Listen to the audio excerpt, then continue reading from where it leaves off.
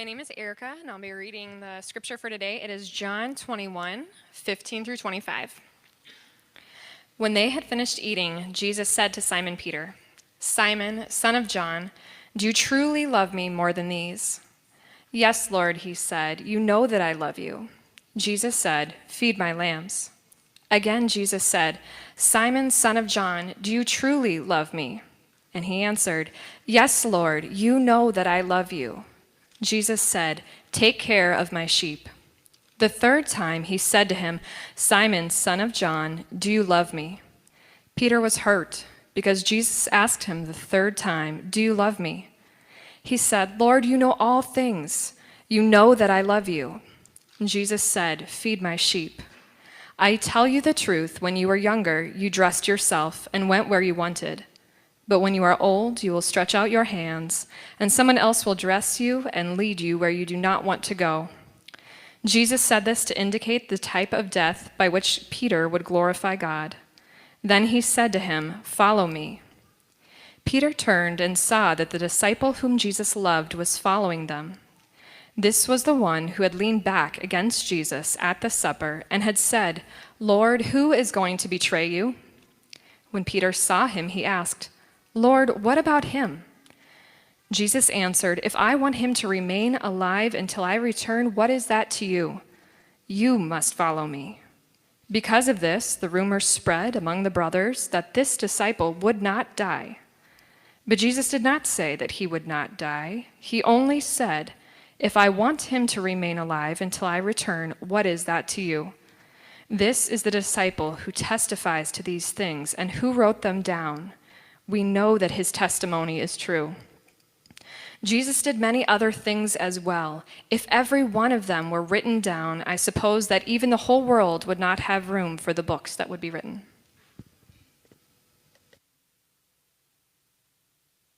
Awesome. Thanks, Erica. Well, that's the end of the book of John. That's how John's gospel ends, by saying this is just some of the stuff that he did. These are some of the words that he spoke. That we could fill books and rooms in the whole world. There's not enough room to say of all of what Jesus did. So I don't know if in the room anybody was like a server in another life or currently. Anybody have a job of like serving in a restaurant sometime? Okay, a couple of us. So if you've done that, you know there's two kinds of conversation, right? There's conversation during the meal, and then there's conversation after the meal. When the server comes and takes the plates away, the stack of plates, they stack them right so well. And Michaela was a server before we got married, and so when we go out to eat somewhere, we stack the plates real nice because we know that's like a big hang up. That's really annoying. We were trying to like get all the napkins are stuck because the syrup, and it's just a big mess. Right? You do all of that, and then you get to have after meal conversation, and that's what this moment is. After they had finished eating, what? Remember from 2 weeks ago, the disciples are fishing, right? And they've fished all night long, and they don't come up with anything at all. And Jesus is calling to them on the shore, like, throw it on the other side. So they throw their nets on the other side, and there's more fish caught than they can even imagine. Their nets are full. And we hear that Peter takes his robe, puts it back on, and jumps into the water and swims 100 yards to Jesus. And I always imagine the disciples being like, this dude always acts this way around Jesus.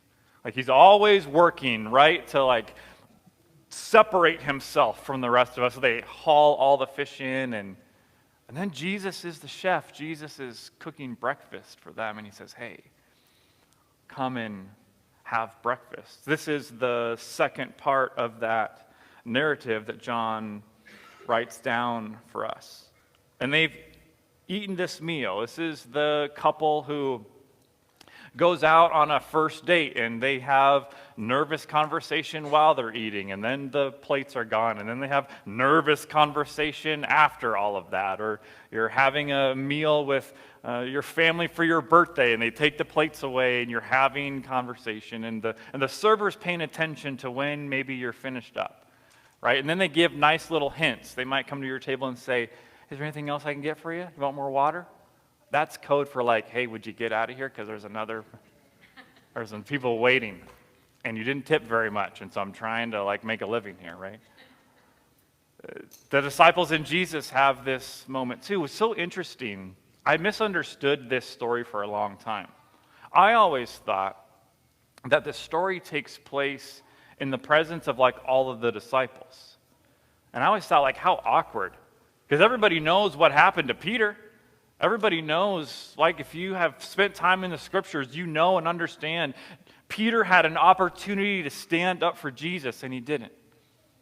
Like, he's gathered around a different kind of campfire in a different kind of moment. And there's some different people who say, like, "Hey, like, weren't you a part of like his group of followers, disciples?" Like, and Peter's like, "Oh no, I don't know him. I don't even know the guy. Not only was I not a part of that movement, I don't even know who you're talking about." That's the moment that Peter has been in. And now he's in this different kind of moment. He's back with the disciples, isn't he? I always thought that's kind of how that happened, but if you look at verse 20, it's not how this happens at all. Peter turned and saw the disciple whom Jesus loved was following them. So the disciple who Jesus loved can't follow them if they're all sitting together. So I think John wants us to understand this is a private conversation between Jesus and Peter. It's outside the direct presence of the disciples. And maybe it's Peter and it's Jesus walking along the beach, the Sea of Galilee with the waves crashing upon the shore, and then John's sort of following them. And we shouldn't think of John like with his notebook, like recording all of this, right? But he's kind of where Jesus is, that's where John is. That's kind of how it works out, especially in this book, in this narrative. And John says that when they had finished eating, it's important to know that Jesus had already had a conversation with Peter about that night, about what had happened. We know that because of Luke 24, and we know that because of 1 Corinthians 15. And it's so interesting to me what Jesus doesn't ask. I mean, we'll get to this. He asks, "Hey, do you love me?" Which is a question that takes a lot of vulnerability. I don't know how many times in your life, if you've asked someone like, "Hey, do you love me?" But it's a vulnerable question. It's a question with a lot of risk. It's a question with a lot of exposure. But the question that he doesn't ask Peter, like, what in the world were you thinking? Like, what were you thinking with, like, distancing yourself from me in that moment? Like, the moment that I needed you most, you were furthest away. He doesn't ask him that. You ever notice he doesn't ask him ever if he's sorry? How important is that for us when someone's hurt us? Like, are you sorry for what you did? He doesn't ask him like, "Hey, will you promise to never do that again?" He doesn't ask him like, "Hey, where were you? Like when I was at the moments before my death, like you were nowhere to be found. Where on earth were you?" He doesn't ask him any of those questions. There's this Scottish theologian that I really like, and his name's Alexander MacLaren, and he says this: Jesus Christ asks each one of us not for obedience primarily, not for repentance, not for vows, not for conduct, but for a heart. And that being given, all of the rest will follow. So we're not supposed to see, he wants to say, obedience, repentance, vows, conduct as outside of our heart. But This is what happens when your heart is given to Jesus. When you are a worshiper of God, obedience is a part of that. Repentance is a part of that. Vows and conduct are all a part of that. So Jesus says to Peter, do you truly love me more than these? And if you ask me, I've always been like, more than these what? You've read this story. More than these what? The word in Greek is this word tutu, and it means these, but in the original language, it's kind of classified as a genitive of comparison, which all of that means for us is that John wants us to know that some things are being compared. Do you love me more than these? And there's a couple options. Like option number one, some people will say, no, he's talking about fish. Do you love me more than these fish or these nets? And it sounds silly, I know. But we need to understand, like, this was a way of life. This was more than an occupation. This was more than a job for Peter and the disciples. This was what they had given their lives to. And there's some of us in the room who love what we get to do. Like, there's a lot of joy that we get from the job that we've been given. Others of us maybe have that to a lesser degree. That's part of life. It's the reason it's called work and not play. It's why we have the weekend. Do you love me more than these? So that's one option, some people say. I've never found that to be satisfying. Is he saying, do you love me more than these disciples? Like, do you love the disciples or do you love me? That's another option. I've not felt that was very satisfying either. We'll get to what you actually think. Okay, I will. Number 3. Do you love these disciples? Do you love me more than the disciples love me? And that's what I think he's asking. And why is he asking that? Because Peter is in a habit of placing himself on a stage in the presence of Jesus. Like, he's the one to, like, raise his hand. He doesn't just raise his hand calmly. He's the kid in the back of the class who goes like this, right? Any teachers have that student? It's like, just put your hand down. Peter had worked hard to stand out from the group. I want to show you a couple times and places when he does this. Maybe he doesn't want to do it. Shad, will you help me? Matthew chapter 14. When Jesus is walking on the water, Peter calls out, like, Jesus, tell me to come to you. Like, choose me. Call me out on the water. And so Jesus does. And Peter doesn't even, like, get a step, and he sinks. In Matthew chapter 16 is another moment, and Jesus is having a conversation with the disciples, and he's saying, hey, here's the plan. I'm going to go to Jerusalem, and they're going to kill me.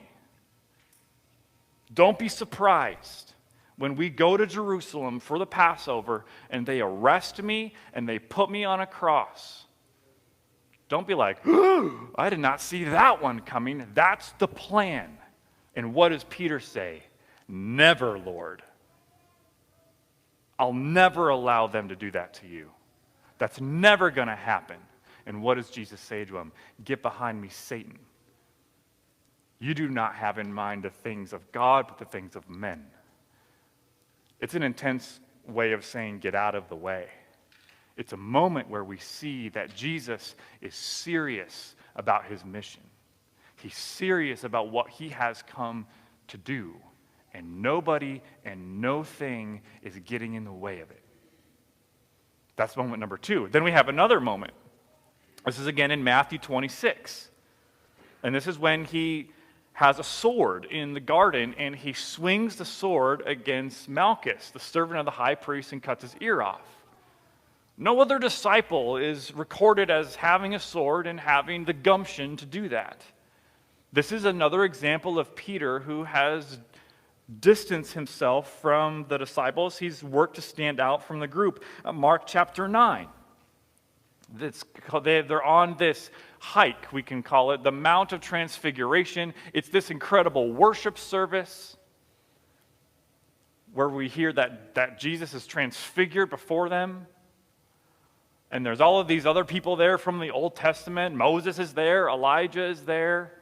It's this incredible moment, and Peter's like, hey, let's stay here forever. Let's build some towers. Let's build some monuments. Like, this is the church camp moment where it's like, let's never leave church camp. And when I was a youth pastor, we would talk about this all the time. That we're not going back home. I would like the kids to understand we're going forward home. So we're not going back to the way things were. We're moving forward in the promises of God and what God has done. But it's like wanting to stay in that comfortable place and not having to go back down the mountain. So Peter, again, stands apart from the group. And then in John chapter 13, it's the end of Jesus' life. It's the Last Supper, and Jesus is washing the disciples' feet. But Peter doesn't want his feet to be washed because he wants Jesus to give him a bath. He wants his whole body to be washed. This is a picture of Peter. Don't just wash my feet, he says to Jesus. Wash my head, my hands and head as well. Wash the whole thing. And then he also says, Jesus, I would lay down my life for you. This is Peter. And he says to Jesus, yes, Lord, you know that I love you. Then verse 16, Jesus says to Peter, Simon, son of John, do you truly love me? Watch what Jesus says. He says, feed my lambs. It's not a noun, it's a verb, to feed. Lest we boil down our life with God to some kind of adjective. Life with God, can I tell you, is about verbs. It's about movement. It's about following. It's about obedience. It's about action. Jesus says to Peter, Simon, son of John, do you truly love me? Take care of my sheep. Watch the verb again. Not only to feed, but to tend, to take care. Verse 17, Jesus says to Peter, Simon, son of John, do you truly love me? Again, feed my sheep. Notice, verb, not a noun. It's the same question 3 times in a row. This is what 4-year-olds do. It's the same question. Again and again and again. What is Jesus doing? Why is he asking the same question again and again and again? Why does Jesus drag Peter through this? Can you imagine to be Peter in this moment? The text even says Peter was what? He was hurt. He's hurt by the question. And I don't know that he's just hurt by the question. I think he's hurt by the repetition of the question. Do you love me? And watch it. Do you truly love me? Not just do you love me. Simon, son of John, do you truly love me? Yes, Lord, you know that I love you. And this is not Jesus the shamer. Don't misunderstand this. I believe this is Jesus the restorer. I believe this is an opportunity for Peter to experience healing, restoration, and grace.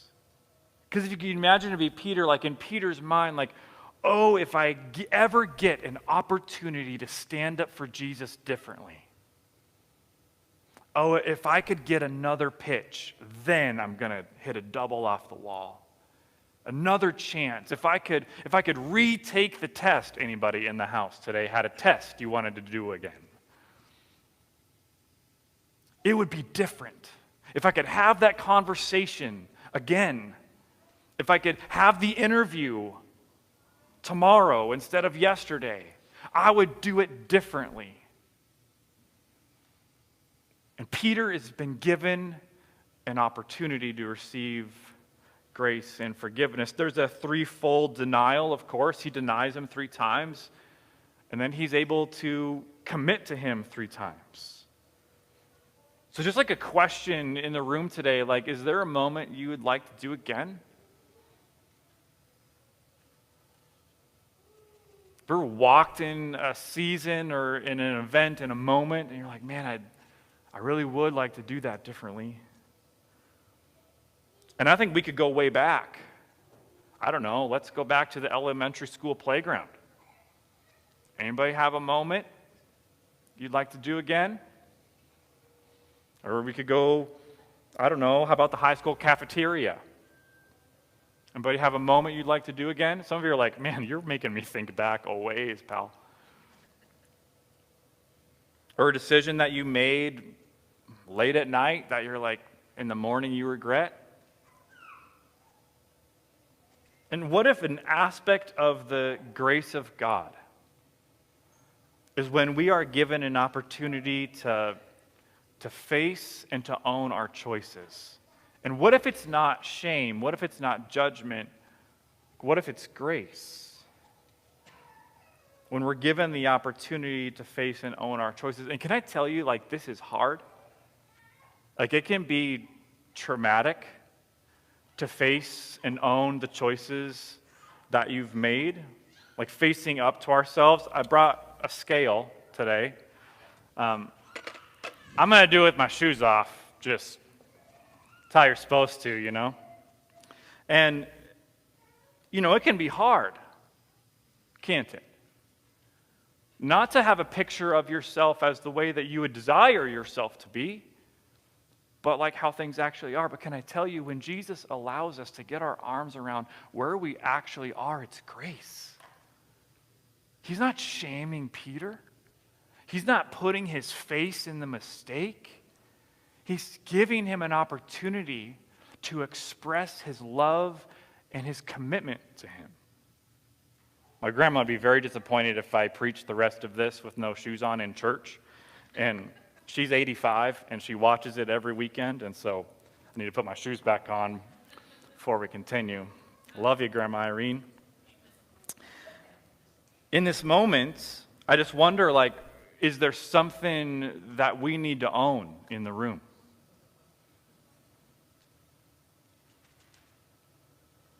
And what is that? What moments in our own life, in our own story, moments of the week, moments of the day, moments of the month, moments of the year, and it's just good time to own some of that. There's an opportunity for a prayer of responsibility. A prayer of responsibility in saying, like, God, like, I know that you know what happened. But I need you to know that I know that I was wrong. Because it's one thing for us to know that God knows. We know he does. But it's a different deal to move beyond, I know that you know, move toward, I need you to know that I know I was wrong. And I just wonder what things in the room have yet to be owned by us. When we face what is really true of us, it's grace. Why is it grace? Because forgiveness from God is an act of recommissioning. Because what happens after this? What does Jesus say to Peter? He says, feed my sheep. Like, tend my lambs. Take care of them. And then again, feed my sheep. So once you've fed them, you take care of them. And then you feed them again. And you take care of them again. This is the rhythm of life of discipleship. That we would tend and to feed the family of God. And so I just don't want anyone to be surprised. If you and Jesus share a moment together, not after you've had a great victory, not after a season of life that's gone awesome, but after a moment you would like to do again. And he says to you, feed my sheep. He says to you, tend my lambs. He says to you, feed my sheep. And he says to you, hey, like, I have some people that I desperately care about. Oh, and I would love your help in taking care of them. Oh, and I know what happened. I was there, by the way. I saw it. I felt it. I know it. And the difference between me and you is you keep replaying it in your head. And what I'm trying to get you to do is I'm trying to get you to move beyond what would happen so that you would feed my sheep and take care of my lambs because they're by themselves on a hill. And I'm choosing you. I'm asking you, like, I really care about these sheep. Would you help me? My arms are full of groceries. Would you help me? I'm trying to dig this flower bed. Would you help me? I'm trying to pick up all of this stuff. Jesus comes to each and every one of us and says, will you help me? Will you feed my sheep and will you tend my lambs? And so often we are still stuck at the last campfire where we denied him, where we distanced ourselves from him. When we said, I don't want anything, I don't even know the guy. But forgiveness is a recommissioning. Let me tell you what happens 34 years after this moment. There's a Roman emperor, and his name's Nero. We're not going to get into it today, but he was naughty.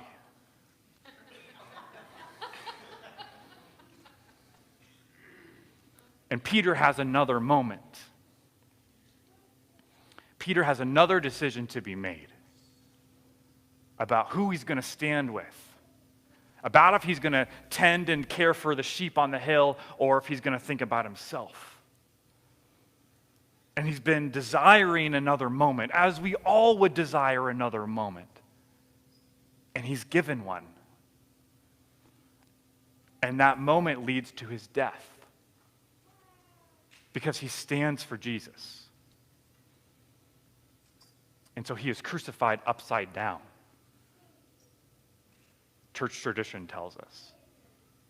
There's like 4 or 5 different church historians who all agree about that.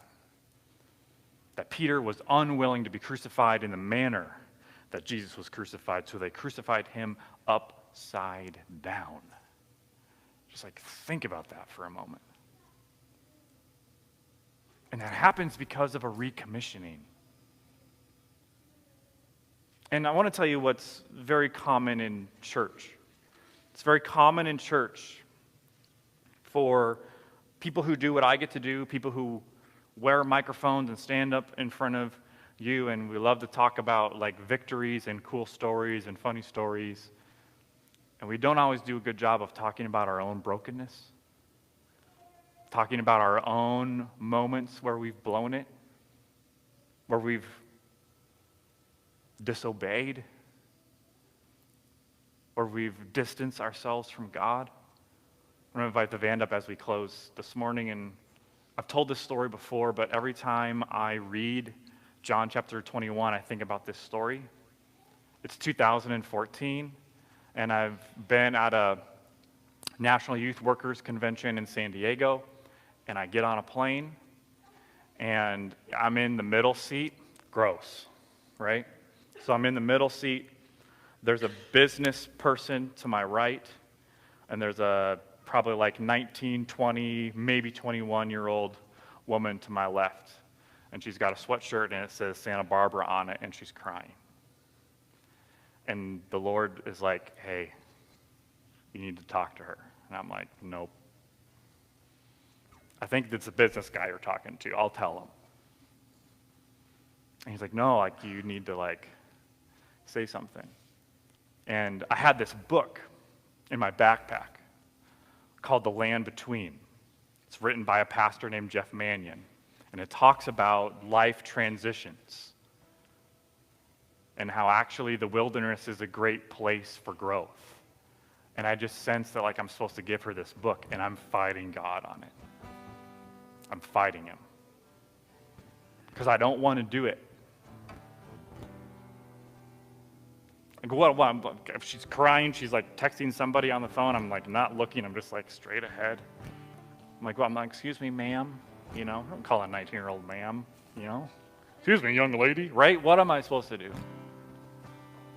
So the plane takes off, and you know how this is? The Lord doesn't let you go, does he? He's got me by the collar, and I'm fighting him, and I'm fighting him, and I'm fighting him. Like, like, I don't know, maybe it was something I ate. I'm making all the excuses, right? We've all done this, right? And I wish I could say that I was faithful in the moment. I wish I had an awesome story about how we got an hour out of Minneapolis and I like tapped her on the shoulder and we had this great conversation and now she's a pastor in St. Louis or something like that. But the story is I didn't talk to her. The story is I stayed quiet.